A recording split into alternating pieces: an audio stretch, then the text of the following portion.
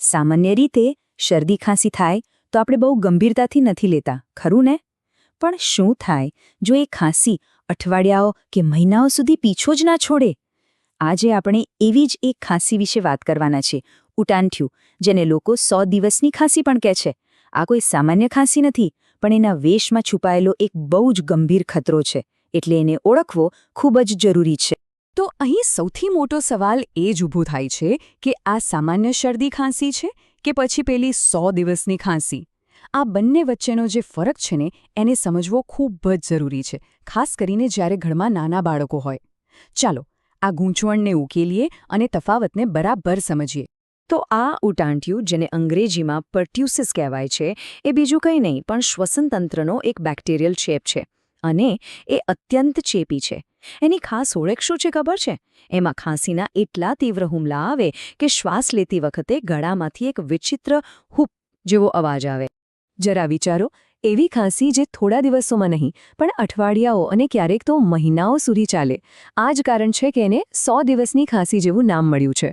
અને એનો આ લાંબો સમયગાળો જ એને સામાન્ય ખાંસી કરતાં અનેક ગણી વધુ ખતરનાક બનાવે છે. પણ સવાલ એ છે કે આ રોગ આટલો ઝડપથી ફેલાય છે કેવી રીતે?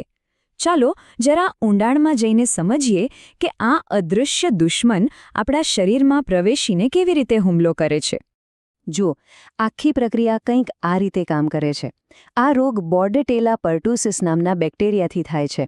જ્યારે કોઈ ચેપગ્રસ્ત વ્યક્તિ ખાંસી કે છીંક ખાય ત્યારે એ બેક્ટેરિયા હવાના નાના નાના ટીપાઓમાં ભળીને ફેલાઈ જાય છે. પછી જ્યારે કોઈ સ્વસ્થ વ્યક્તિ એ જ હવામાં શ્વાસ લે ત્યારે આ બેક્ટેરિયા સીધા શ્વાસનળીમાં પહોંચીને ત્યાંના નાના વાળ સાથે ચોંટી જાય છે. અને બસ ત્યાંથી જ તેઓ ઝેરી પદાર્થો છોડવાનું શરૂ કરે છે, જેનાથી સોજો આવે છે અને પેલી ભયાનક હુમલા જેવી ખાંસી શરૂ થાય છે. આ રોગની સૌથી મોટી ચાલાકી એ છે કે સીધો હુમલો નથી કરતો. એ ધીમે ધીમે 3 અલગ અલગ તબક્કાઓમાં ગંભીર બને છે. શરૂઆતમાં તો એવું જ લાગે કે આ તો સામાન્ય શરદી છે, અને આ જ સૌથી મોટો ભ્રમ છે. તો આ છે એ 3 તબક્કા. પહેલો તબક્કો કેટરલ, જે લગભગ 1 થી 2 અઠવાડિયા ચાલે છે. પછી આવે છે બીજો અને સૌથી ગંભીર તબક્કો પેરોક્સિઝમલ, જે 6 અઠવાડિયા સુધી પણ ટકી શકે છે. અને છેલ્લે ત્રીજો તબક્કો છે રિકવરીનો, જેમાં સાજા થતા અઠવાડિયાઓ કે મહિનાઓ પણ લાગી શકે છે. ચાલો દરેકને જરા વિગતમાં જોઈએ. પહેલો તબક્કો સૌથી છેતરામણો છે. એના લક્ષણો જુઓ: નાકમાંથી પાણી વહેવું, હળવો તાવ, થોડી ઘણી ખાંસી, બિલકુલ સામાન્ય શરદી જેવા જ. એટલે જ મોટાભાગના લોકો એને અવગણે છે. પણ ચિંતાની વાત એ છે કે આ જ એ સમય છે જ્યારે દર્દી સૌથી વધુ ચેપી હોય છે અને અજાણતા જ બીજાને ચેપ ફેલાવી શકે છે. અને પછી શરૂ થાય છે સૌથી ભયાનક તબક્કો. અહીં ખાંસી એટલી હદે વધી જાય છે કે એના પર કોઈ કાબૂ જ નથી રહેતો. એક જ શ્વાસમાં 10-15 વખત ખાંસીના હુમલા આવે છે. જ્યારે દર્દી શ્વાસ લેવાનો પ્રયત્ન કરે ત્યારે ગળામાંથી પેલો તીણો હૂંપ અવાજ આવે છે. ખાંસી એટલી જોરદાર હોય છે કે ઉલટી થઈ જાય છે, અને ઘણીવાર તો ઓક્સિજનની કમીને કારણે ચહેરો લાલ કે વાદળી પણ પડી શકે છે. જ્યારે બીજો ભયાનક તબક્કો પૂરો થાય પછી શરૂ થાય છે રિકવરી. પણ આ રિકવરી બહુ જ લાંબી હોય છે. ખાંસી ધીમે ધીમે ઓછી તો થાય છે, પણ એને સંપૂર્ણપણે જતા મહિનાઓ નીકળી જાય છે, અને એટલે તો એને 100 દિવસની ખાંસી કહે છે. તો એ સ્પષ્ટ છે કે આ માત્ર એક લાંબી ખાંસી નથી, પણ એક જીવલેણ ખતરો પણ બની શકે છે. જો સમયસર સારવાર ન મળે તો એનાથી થતી સમસ્યાઓ ખરેખર ખૂબ ગંભીર હોઈ શકે છે, ખાસ કરીને નાના બાળકો માટે. આ રોગને કારણે ઘણી ગંભીર સમસ્યાઓ થઈ શકે છે. સૌથી સામાન્ય છે ન્યુમોનિયા. ક્યારેક શ્વાસ થોડા સમય માટે અટકી પણ શકે છે, જેને એપ્નિયા કહેવાય છે. ઓક્સિજનની કમીને કારણે મગજ પર અસર થઈ શકે છે અને આંચકી પણ આવી શકે છે. ખાસ કરીને 6 મહિનાથી નાના બાળકો, જેમની રોગપ્રતિકારક શક્તિ હજુ વિકસી રહી હોય, એમના માટે તો આ રોગ જીવલેણ સાબિત થઈ શકે છે. તો આ બધા જોખમો વચ્ચે એક સારા સમાચાર પણ છે, અને એ છે કે આપણી પાસે આ ગંભીર રોગ સામે રક્ષણ મેળવવા માટે એક ખૂબ જ શક્તિશાળી અને સુરક્ષિત હથિયાર છે, અને એ છે રસીકરણ. સરકાર દ્વારા આ રોગથી બચવા માટે એક ચોક્કસ રસીકરણ કાર્યક્રમ બનાવવામાં આવ્યો છે. એ મુજબ બાળકને 1.5, 2.5 અને 3.5 મહિને 3 મુખ્ય ડોઝ અપાવવા ખૂબ જ જરૂરી છે.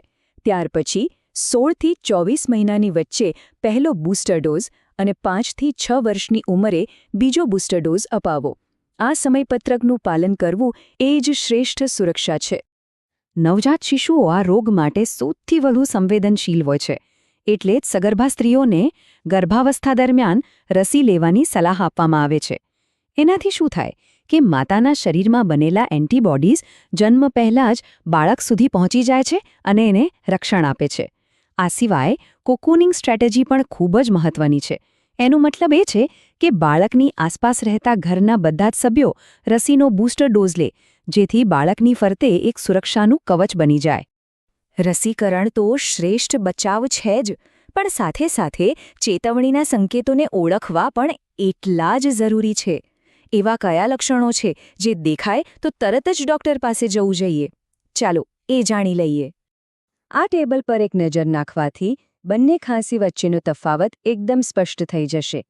સામાન્ય ખાંસી જુઓ એ હળવી હોય છે અને અઠવાડિયામાં મટી જાય, જ્યારે ઉટાંટિયુંમાં ખાંસીના હિંસક હુમલા આવે છે, હૂંફ જેવો અવાજ આવે છે અને એ મહિનાઓ સુધી ચાલી શકે છે. અને ખાસ વાત એ છે કે આ ખાંસી રાત્રે ખૂબ જ વધી જાય છે. જો આમાંથી કોઈ પણ લક્ષણ દેખાય તો જરા પણ વિલંબ કર્યા વગર તરત જ ડૉક્ટરની સલાહ લેવી જોઈએ. બાળકને શ્વાસ લેવામાં તકલીફ પડતી હોય, ખાંસી વખતે ચહેરો વાદળી પડી જતો હોય, ખાંસી પછી તરત જ ઉલટી થતી હોય કે પેલો હૂંફ જેવો અવાજ સંભળાતો હોય, આ બધા ગંભીર ચેતવણીના સંકેતો છે જેને બિલકુલ અવગણવા ન જોઈએ. અને અંતે આપણે સૌએ એક વાત હંમેશા યાદ રાખવી જોઈએ કે ઈલાજ કરતાં અટકાવવો વધુ સારું છે. ઉટાંટિયું એક ગંભીર બીમારી છે, એમાં કોઈ શંકા નથી, પણ સારી વાત એ છે કે તેને રોકી શકાય છે. સમયસર રસીકરણ અને સાચી જાણકારી, આ બે જ વસ્તુઓ આપણા બાળકો માટે સૌથી મોટું સુરક્ષા કવચ છે.